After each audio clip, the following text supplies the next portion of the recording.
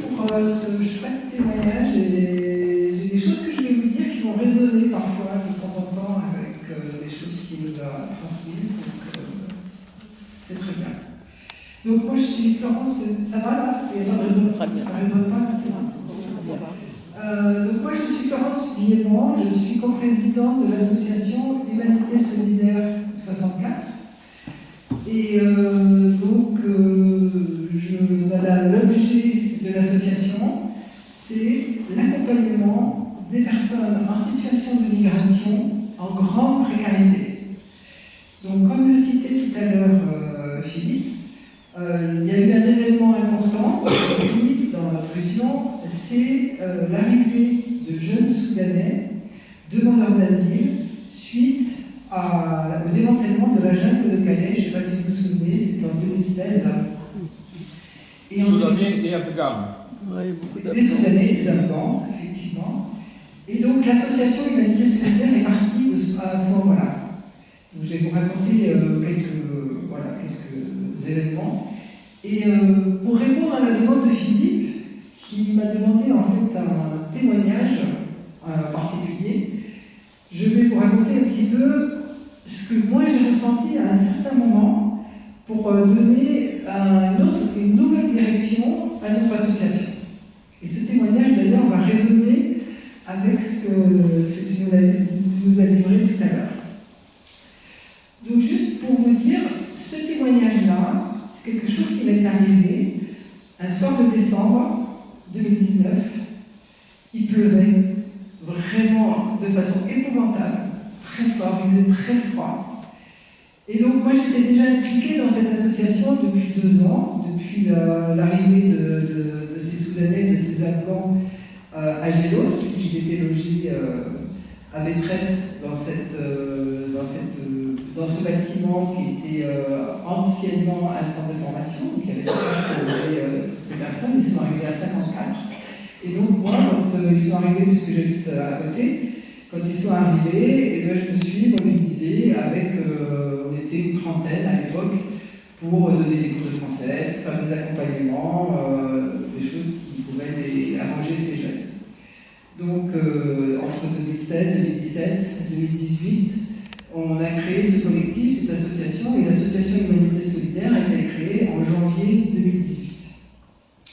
Donc pendant ces périodes-là, j'allais régulièrement pour soutenir et accompagner ces personnes qui avaient besoin de plein de choses, d'accompagnement, de cours de français, etc. Et un soir, ce fameux soir de décembre 2019, j'ai un coup de fil d'une bénévole qui était éducatrice et qui était accompagnatrice de ces jeunes Soudanais et Afghans à Vétrette. Et elle me dit: Florence, je viens de rencontrer un jeune, il doit avoir 15-16 ans, il est trempé comme tout, il est dehors, il est dans le froid, il a déjà dormi à la gare la veille, et là ce soir, il ne sait pas où dormir. Il était 21h, 22h, moi j'habite à la campagne, j'étais tout seul dans ma maison. J'ai hésité.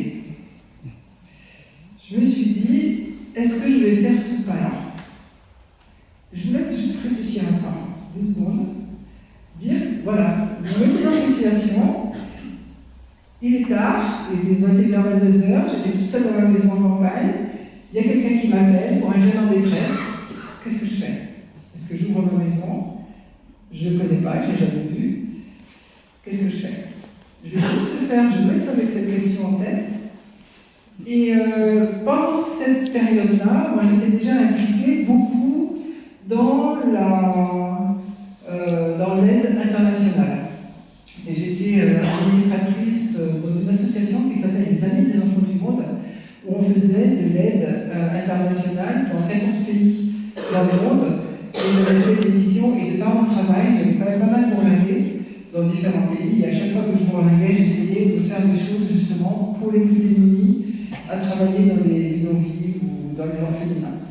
Donc j'étais déjà, on va dire, éveillée à ce genre de contexte, aux enfants, aux ados, de la rue et dans des familles très démunies. Et donc, quand ce jeune-là, parce qu'à Vétrette, on n'avait que des adultes autour de nous, des adultes un parcours, on va dire, choisi, même si on ne choisit pas forcément sa migration, mais disons dans une démarche choisie. Et là, c'était un jeune de 15-16 ans. Et j'ai réalisé quelque chose pendant mes quelques minutes d'incertitude. Je me suis dit, mais ces jeunes-là, qu'on va aider à l'autre bout du monde, que j'ai rencontrés à l'autre bout du monde, dans des conditions vraiment très dures, très, on va dire, catastrophiques, avec des familles qui ne les soutiennent pas ou peu, ils se retrouvent à la rue. Ces jeunes-là, qu'on va soutenir à l'autre bout du monde, et bien en fait, ils sont dans nos rues. Ils sont dans nos villes, et ils dorment sur les trottoirs, et ils sont là, et moi, franchement, à l'époque, je ne les avais jamais vus, alors qu'ils étaient là. Et donc, au final, j'ai accepté. J'ai dit, ok, bah écoute, tu m'amènes. Donc ce jeune-là est arrivé, il était tellement trempé que j'ai cherché des vêtements et je l'ai fait se changer dans la véranda parce que vraiment il dégoulinait partout.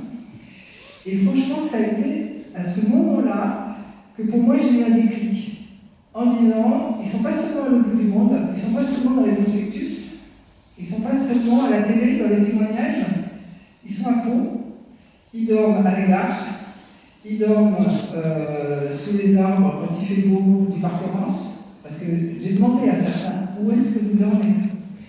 Ils dorment dans les parkings du parking Clémenceau ou ailleurs, et ils sont là. Et franchement, à ce moment-là, j'ai dit, mais ça, il y a quelque chose quand même à faire chez nous, ici et maintenant. À partir de ce moment-là, donc je l'ai hébergé, ça s'est très bien passé, c'était Alpha, il avait 16 ans. Donc pour faire une petite parenthèse par rapport à ce que Philippe commençait à dire, donc ces jeunes, les mineurs non accompagnés, quand ils traversent la frontière, soit de l'Italie, soit de la France, le gouvernement français a l'obligation, c'est la loi, puisqu'on a ratifié la Convention des droits de l'enfant européenne, a l'obligation de prendre en charge tous les mineurs non accompagnés qui arrivent sur le territoire français, même sans papier, sans visa, sans état civil, rien du tout.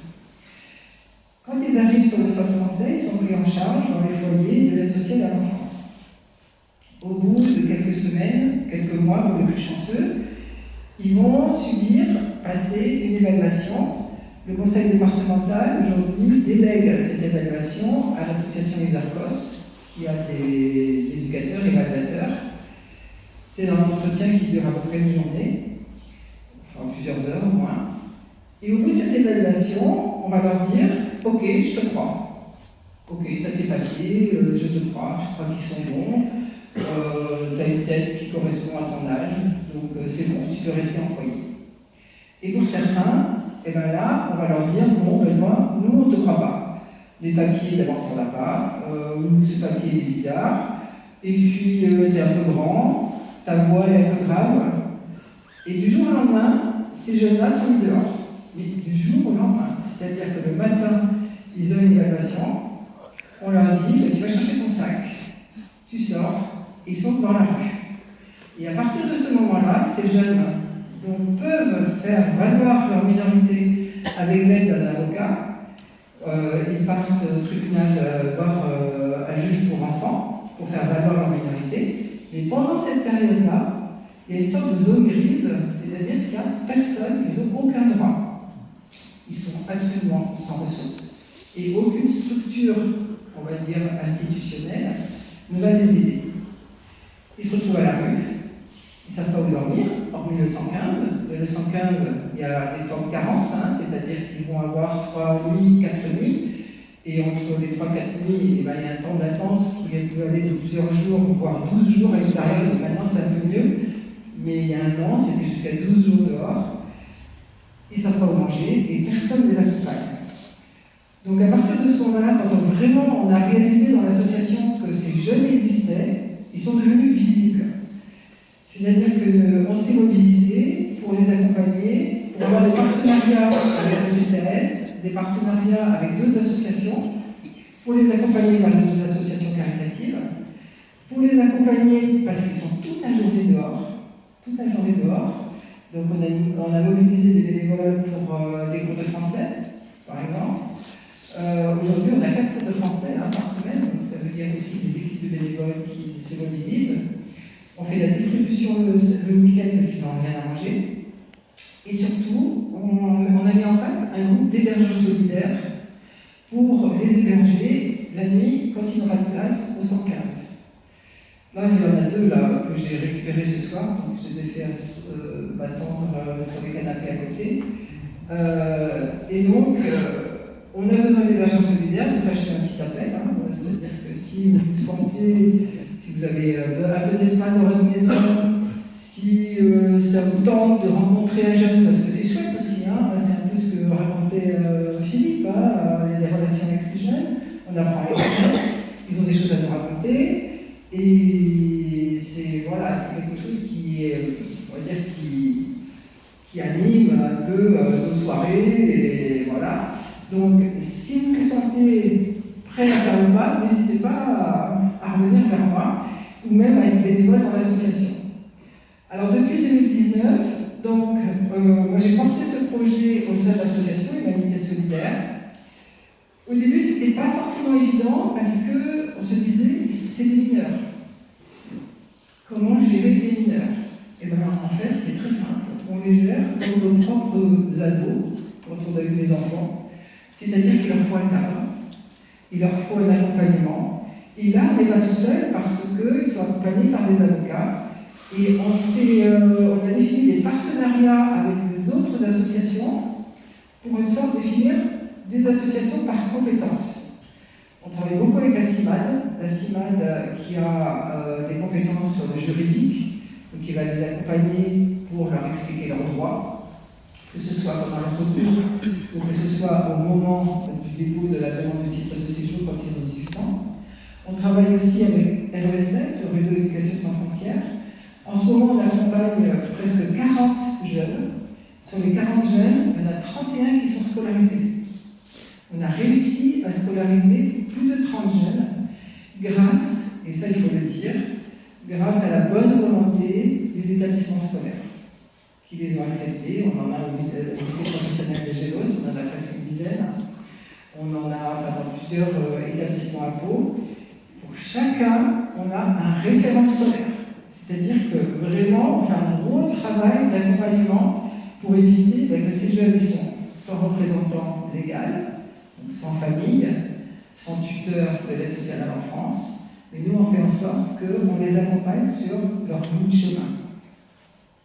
J'insiste beaucoup sur leur bout de chemin, c'est-à-dire que c'est des jeunes qui sont tombés du ciel, on va dire, à un moment de notre vie, qu'on va accompagner pendant 1 an, 2 ans, 3 ans, et puis certains disparaissent. C'est-à-dire qu'ils ont envie de partir ailleurs, dans un autre pays ou dans une autre ville, et ils nous quittent sans des fois nous le dire. Et donc c'est vraiment aussi ce qu'il faut se dire, c'est-à-dire que ces jeunes-là ne sont pas nos enfants, ce ne sont pas des personnes qui sont, on va dire, dans le besoin d'accompagnement, on les accompagne juste sur un petit bout de leur chemin. Il faut apprendre justement à avoir suffisamment de recul avec eux pour pas trop non plus s'attacher, pour pas trop non plus les embarrasser et accepter qu'ils vivent leur vie. On se dit que quand on leur tend la main, quand on est avec eux, de toute façon, c'est toujours des choses qui vont les aider à se construire. C'est des périodes où on est très fragile, 16 ans, 17 ans, 18 ans. C'est des périodes où il leur faut de la sécurité. Et dans leur situation, ils n'en ont absolument pas, puisqu'ils sont venus dans des conditions épouvantables.